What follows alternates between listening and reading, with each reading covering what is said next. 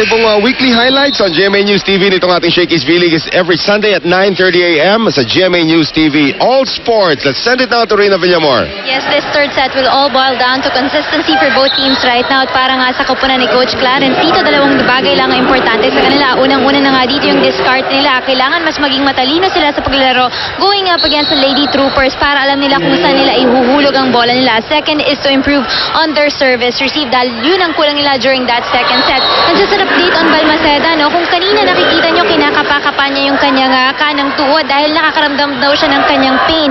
Kung matatandaan natin, nagkaroon lang siya recently ng right sprained ankle. Ngayon naman ang kanyang tuhod ang masakit. At hindi lang yan, yung kanyang left calf muscle din ay medyo masakit na rin ngayon sa paglalaro. Meanwhile, for the Lady Troopers naman, sinabihan lang sila ni Coach Rico that they need to establish on their blocks at pigilan nila dito yung opensa ng Airwoman dahil nabubuhayan sila ng kumpiyansa dito. Back to you, Noel. Sa hinaba ng report ni Rina, buhay pa rin itong ating rallying ito. Muntik nang matapos doon kay Salak. Here's Caballero galing sa likod. Nunag. Dakis. Nene Bautista. Balmaceda. Di makulangan. Cases. Tinulak. Buhay pa rin. Hindi na. Wow, what a long rally. And Shell Dakis. Hawak ang kanyang balikat kanina. Itignan niyo kung nakakabit pa rin. Andyan pa ba? Andyan pa naman. Ito, ang sakit ng Philippine Air Force, Noel. Kailan ba nila kayang tapusin? Ang set na talagang dinodominate naman nila. Lumalamang pa sila ng kay layo-layo dito sa Philippine Army. Well, it is now a 5-point lead. Here is Bautista. Nailusot. Finally, it's the first point for Nene. Former league MVP. So si Jeannie Sabas, bagong panggitna ngayon. Philippine Army. Ito yung isa nilang panggitna. Itong si Ging Balse. Yari Yongko cannot contain it. Kanina pa ang magagandang service nitong si Ging Balse actually ended the second set with a service ace. Just in time. Napasigaw siya dun sa ace. Service niya na yun. Back-to-back points ngayon para dito sa Army. And make it 3 in a row. Over-received by Balmaceda. Put away by, ano ba si Jenny Sabas ba? And because it's the official ball of the Shakey's V-League, ito na naman ang habol ng Philippine Army. Down by 5 earlier, now only down by 2. So Abanto is back in. Cases into the net. Kung kanina binibigyan ng Army ng buhay ang Philippine Air Force, ngayon naman nabaliktad ang mundo dito sa San Juan Arena. Here's Dimac. Cases. Nunag. Nene. Lusot na naman. Tabla na tayo. Maganda pasok dito kay Nene Bautista sa third set. Good experiment by Coach Rico. And now Ging Balse. Nice sharp serve. Dimac. Cases. Yes. Off the hands of Nunag. Balik ang kalamangan dito sa Philippine Air Force.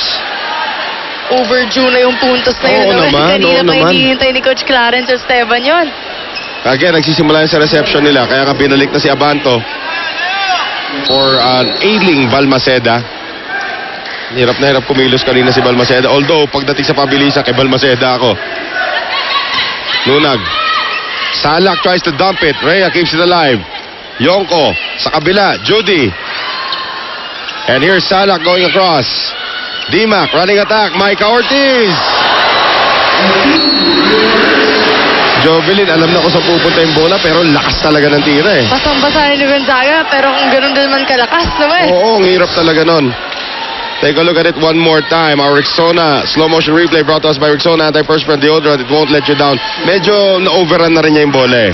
Tsaka wala man lang nakahawak sa mga blockers ng bola na yun. 11-9. 2-point lead again para sa Air Force. Cases. Oh, nice joust there. And that will be a point para dito sa kupunan ng Philippine Army on a lifting violation kontra sa Air Force. Again, no reklamo. Honest na honest si Micah. 11-10. Laki ng lamang ng setting dito sa dalawang teams ito. Siguro yun yung nagiging dahilan kung bakit talagang Very efficient ang spikers ngayon ng Philippine Army dahil itong si Tina Salak, 42% ang efficiency niya sa set Eh si Rhea, 33. hindi Medyo, titignan natin. I mean, Rhea, alam naman natin medyo diesel din yan. yes. 12 to 10. Rhea this time on the service line.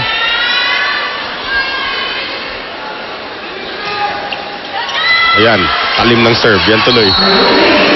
Hindi na kailangan na setting kung kaya sa serving. Tama, hindi na kailangan mag-block. Kaya-kaya tapusin sa service niyan. Nagkakaroon na ng kansawan between the fans of Air Force and the fans of Army. Another serve from Dimac.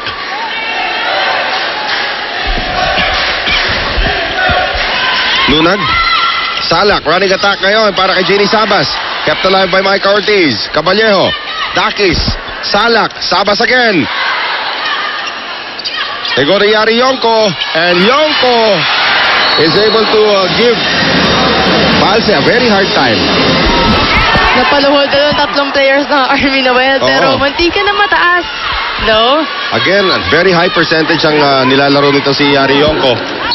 Balik na naman sa 4 ang kalamangan dito ng Philippine Air Force. Rhea. Ganda na naman ng serve. Dakis. Oh, Micah Ortiz. Hindi alam kung nasaan yung bola. Late tumating si Caballejo. Never take your eyes off the ball. Sabi nga dito sa kapala ng Air Force. Kasi minsan pag nagbablock ka, pumipikit ka rin eh. Oo. Diba? Siyempre, takot ka rin matamaan. Ang lapit mo dun sa kalaban. You can't blame her din naman.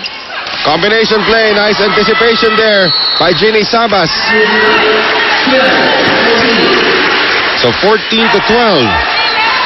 Blocking has improved and even attacking for Army dahil sa pagpasok ni Jenny Sabas sa loob. Salak on the serve. Dimac, Yari Yonko, galing sa open. Abangan na naman ni Jenny Sabas. It's not all about height talaga pagdating dito. Talagang sipag lang sa loob ng court. And another service ace para kay Tina Salak. 14 all. Habang tumatagal itong laban, if it's one family pizza, it's gotta be shaky. Habang tumatagal ang laban, mas mahihirapan ang Army rito. So they want to end this right now. Yonko, great dig there coming from Lunag, Dakis, Abanto, Dimac. Yonko, sumandal na. What a power strike there coming from Yari Yonko. Here's Micah. Lunag, Salak. Combination, Gonzaga, baon din. Aba, yung mga utility, naglilipatan na sa open, ha? Hindi mo pwedeng iwanan ng mga spiker na Army naman ng iisang block. Right. Naman ng palo. Talagang parang open block na nga yun. Kanya-kanyang diskarte dito, itong dalawang kuponan na ito. Two of the brainiest setters. With all due respect to Ruby De Leon and Pamela Soraya, these are two of the brainiest setters dito sa ating liga. Yonko again. Naging gusto yata ni Yonko dyan sa open. O sa kabila naman kay Judy. Kept alive, Sabas, Dakis. Dakis off the hands of De Ramos. De Ramos is not having a good day. Army up by 1. Hawak na dahil mabilis ang aming paglipad sa kampyonato.